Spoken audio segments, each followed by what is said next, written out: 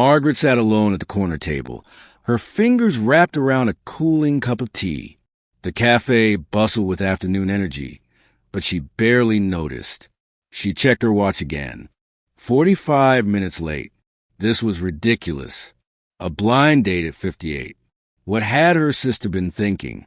She gathered her purse, ready to leave, when two small faces appeared at her table. Twin boys, maybe 5 years old, with matching brown curls and red cardigans.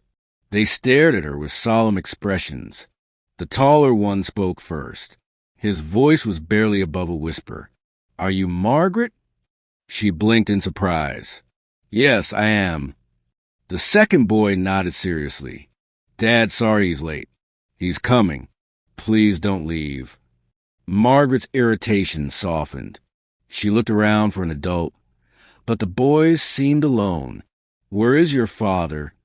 "Outside," the first boy said. "He's scared." "Scared?"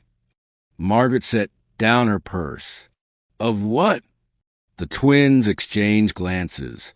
The second boy climbed onto the chair across from her, without invitation.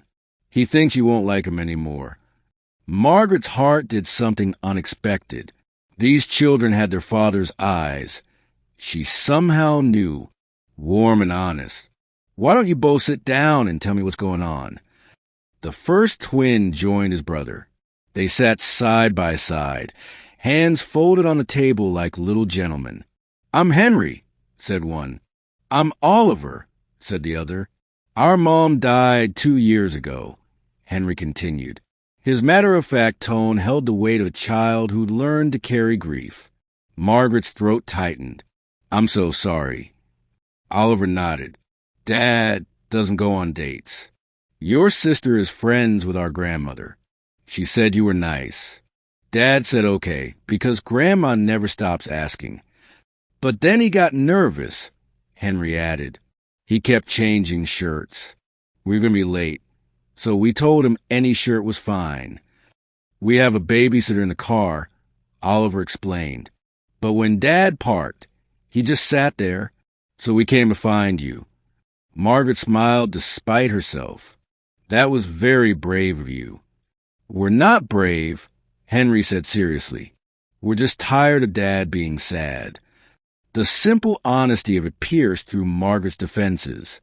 She thought her own loneliness, the years since her husband passed, the well-meaning friends who said she should try again, the fear that had kept her from living. "Is your father a good man?" she asked. Both boys nodded vigorously. "The best," Oliver said. "He makes us pancakes on Sundays," Henry added. "And he reads 3 books every night, even when he's tired. He still cries sometimes," Oliver said quietly, "but he tries to hide it." Margaret felt tears pressing at her eyes. These children, so young, so wise beyond their years. "Do you want to know a secret?" she asked. They leaned forward. "I almost left. I was scared too." Henry's eyes widened. Really? Sometimes grown-ups forget that everyone gets frightened, even on something as simple as a coffee date. Oliver stood up on his chair. "I'll get him. Don't leave, okay?" "I promise." The boys scrambled down and rushed toward the door. Margaret watched through the window as they found a man standing near a car. He was tall, with gray threading through dark hair. Even from a distance, she could see the tension in his shoulders. The twins grabbed his hands, pulling him toward the cafe. He resisted at first, then looked up. His eyes met hers through the glass. Margaret lifted her hand in a small wave. The man, Daniel, she would learn his name was Daniel, took a deep breath. He let his sons lead him inside. When he reached her table, his face was flushed with embarrassment. "I'm so sorry. This is mortifying." Margaret smiled. "Sit down, Daniel. Your sons have excellent negotiation skills." He sank into the chair, looking at his boys with a mixture of exasperation and love. "You two were supposed to stay in the car." "You were taking too long," Henry said, We thought she might leave, Oliver added. Daniel covered his face with his hand for a moment, then looked at Margaret. I haven't done this since I was 25. I'm completely out of practice.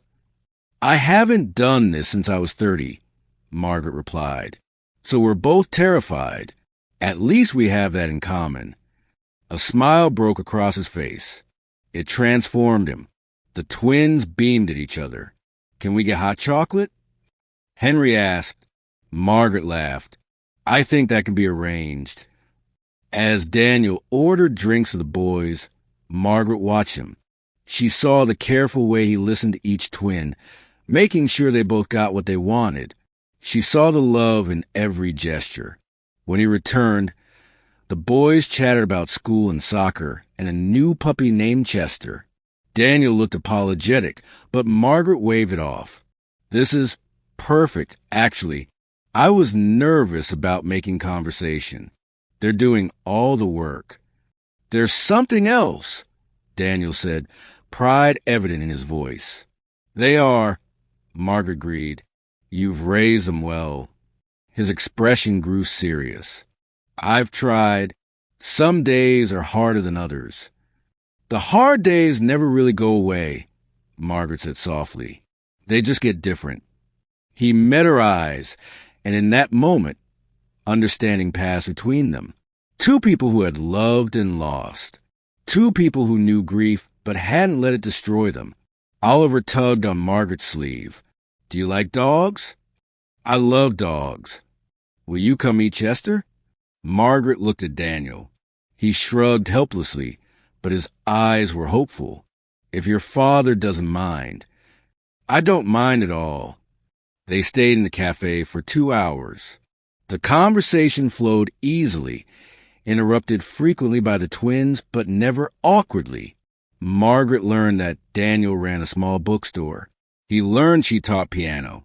They discovered shared favorite authors and a mutual love of old movies. When they finally stood to leave, the boys each took one of Margaret's hands. You're nice, Henry declared.